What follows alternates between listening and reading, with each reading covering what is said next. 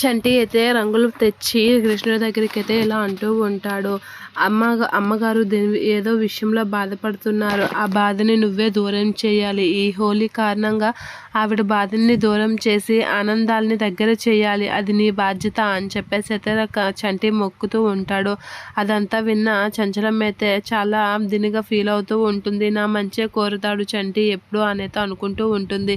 ఇక చంటి అయితే అది పూర్తిగా అమ్మగారు పూర్తిగా మారిపోవాలి. ఏదో విషయాన్ని తన బాధను పోగొట్టాలి అని చెప్పేసి అయితే అంటూ ఉంటాడు. అలా అంటూ దేవుడి దగ్గరికి వచ్చి తను తెచ్చిన రంగులైతే పూస్తూ ఉంటాడు. అది చూసి చంచలమ్మ మురిసిపోతూ ఉంటుంది. ఇక చంటి అయితే కృష్ణుడికి రంగులు రాస్తూ కృష్ణుడికైతే రంగులు హ్యాపీ హోలీ చెప్తూ ఉంటాడు. అలా రంగులు రాస్తూ చంటిని చూసి చాలా అదినిగా మురిసిపోతూ ఉంటుంది. నా మంచి కోరుకున్న వాళ్ళని ఎప్పుడూ నేను ద్వేషిస్తూనే ఉన్నాను అనైతే బాధపడుతూ ఉంటుంది చంచలమ్మ.